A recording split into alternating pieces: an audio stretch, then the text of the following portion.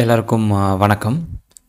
ஒரு 2 நாளா பார்த்தீங்கன்னா, நியூஸ் சேனல்ஸ் எல்லா சேனல்ஸ்லயும் வர பேர் என்ன அப்படின்னு பார்த்தீங்கன்னா, மைவி3, மைவி3, மைவி3. ஸோ இதில பத்தின வீடியோக்கள் நம்ம வந்து ஆல்ரெடி போட்டிருக்கோம். அப்போலாம் யாருக்குமே வந்து கண்டுக்காம தான் இருந்தாங்க. ஸோ இப்போ நியூஸ் சேனல்ஸ் எல்லாருக்குமே வந்து பார்த்தீங்கன்னா தெரிய ஆரம்பிச்சிருக்கு. ஸோ இந்த மைவி3 நிறுவனம் என்ன பண்ணிகிட்ருக்காங்க அப்படின்றத நோண்ட ஆரம்பிச்சுட்டாங்க. ஸோ பேசிக்கா என்ன நடந்துச்சு அப்படின்னு பார்த்தீங்கன்னா, அசோக் ஸ்ரீநிதி அப்படின்றவர் பார்த்தீங்கன்னா ஒரு கம்ப்ளைண்ட் கொடுக்குறாரு. இது வந்து 9 மந்த்துக்கு முன்னாடியே கம்ப்ளைண்ட் கொடுத்ததா நான் கேள்விப்படுறேன். பட் ஆக்ஷன் வந்து பார்த்தீங்கன்னா இப்போ ரீசெண்டாக எடுக்க ஸ்டார்ட் பண்ண உடனே மைவி3யோட எம்டி என்ன பண்ணுறாரு அப்படின்னு பார்த்தீங்கன்னா உஷாராயிடுறாரு. ஓகே, நம்மளோட கம்பெனியை ஏதோ பண்ண பார்க்குறாங்க அப்படின்றது உஷாராகி மக்களை திரட்டிடலாம். மக்களை திரட்டிட்டாங்கன்னா மக்கள் சக்தியை பார்த்து பயந்து இவங்க வந்து வாபஸ் வாங்கிடுவாங்க, பேக் வாங்கிடுவாங்க அப்படின்னு நினச்சி மக்களை திரட்ட முயற்சி பண்ணி மக்களையும் கொஞ்சம் பேர் திரட்டினார்.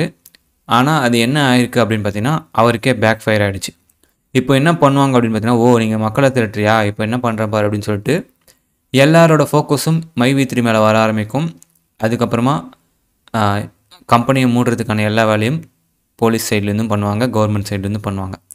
ஸோ மக்களோட சக்தியை வந்து நம்ம நல்ல விஷயத்துக்கு பயன்படுத்தினா கண்டிப்பாக அதுக்கான பலன் இருக்கும். ஸோ இந்த மாதிரி தான் தப்பிக்கணும் அப்படின்னு நினச்சி பயன்படுத்தும்பொழுது அது தனக்கே பேக் ஃபயர் ஆகிறதுக்கு நல்ல ஒரு வாய்ப்பு இருக்குது. அதுதான் இப்போ நடந்துகிட்ருக்கு. கண்கூட நான் பார்த்துட்ருக்கேன்.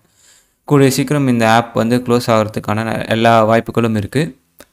ஸோ அப்படி க்ளோஸ் ஆச்சுன்னா உங்களோட பணங்கள் என்ன ஆகும் அப்படின்னு பார்த்தீங்கன்னா கேள்விக்குறி தான். ஸோ எல்லோரும் வந்து பார்த்திங்கன்னா இனிமேல் கொஞ்சம் நாளைக்கு மைவி3 ஆடில் ஜாயின் பண்ணுறத, அதாவது ரெஃபர் பண்ணுறத கொஞ்சம் ஸ்டாப் பண்ணி வைங்க.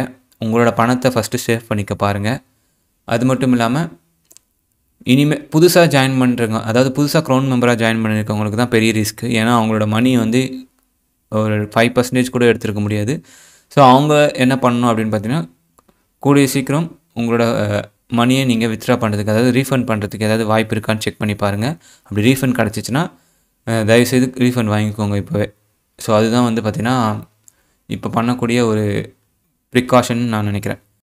ஆல்ரெடி நம்ம வீடியோக்களில் சொல்லியிருக்க மாதிரி இந்த மைவி3 அப்படிங்கிறது மேபி அடுத்த வருஷமோ இல்லை இந்த வருஷமோ க்ளோஸ் ஆகிற ஒரு நிறுவனம் தான்.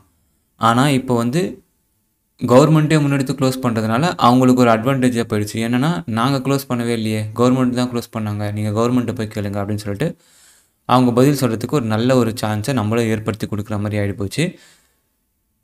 இந்த மாதிரி வந்து பார்த்திங்கன்னா எல்லா நிறுவனங்களுக்கும் நடக்கணும் அப்படிங்கிறது தான் நம்மளோட விருப்பம். சில நிறுவனங்கள்லாம் ஏமாற்றிட்டு இப்போ ரீசெண்டாக போயிட்டாங்க. ஸோ அந்த நிறுவனங்களுக்கு வந்து பார்த்திங்கன்னா எந்த ஒரு ஆக்ஷனும் எடுக்கலை.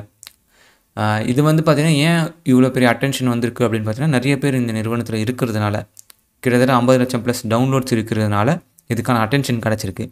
இதுவே 2000 பேர் 3000 பேர் ஏமாற்றப்பட்டிருந்தாங்கன்னா அதுக்கான அட்டென்ஷன் வந்து கிடச்சிருக்குமா அப்படின்னு கேட்டிங்கன்னா கிடச்சிருக்காது. அந்த மாதிரி சின்ன சின்ன நிறுவனங்கள் ஏமாற்றிட்டு போயிடுற நிறுவனங்களும் இருக்குது. ஸோ அந்த நிறுவனங்களுக்கும் இந்த மாதிரி பயம் வரணும்.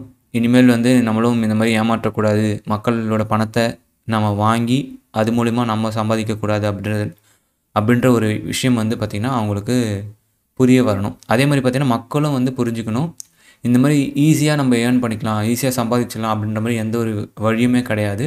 ஸோ அந்த மாதிரி குறுக்கு வழியில் நம்ம போகும்பொழுது நம்மளோட பணத்தை இழக்கிற அபாயம் தான் இருக்கே தவிர, நமக்கு வந்து ஏர்ன் பண்ணுறது வந்து பார்த்திங்கன்னா அது லக் பேசிஸ் தான். நீங்கள் ஃபஸ்ட்டே போயிட்டு நீங்கள் ஜாயின் பண்ணி ஏர்ன் பண்ணிட்டீங்கன்னா உண்டு, கடைசியாக போனீங்கன்னா உங்களுக்கு மிஞ்சுறது எதுவுமே கிடையாது அப்படின்றது தான் நிதர்சனமான உண்மை இந்த நெட்வொர்க் மார்க்கெட்டிங் பொறுத்த வரைக்கும்.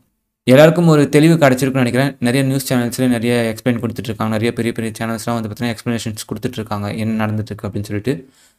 ஸோ எல்லோரும் பார்த்துருப்பீங்கன்னு நினைக்கிறேன். ஒரு தெளிவு கிடச்சிருக்குன்னு நினைக்கிறேன். இனிமேலாவது நம்மளோட பணத்தை, குறிப்பாக பெரிய பெரிய அமௌண்ட்டு கடன் வாங்கி போடுற அமௌண்ட்டை இனிமேலாவது தவிர்ப்போம் அப்படின்னு நினைக்கிறேன்.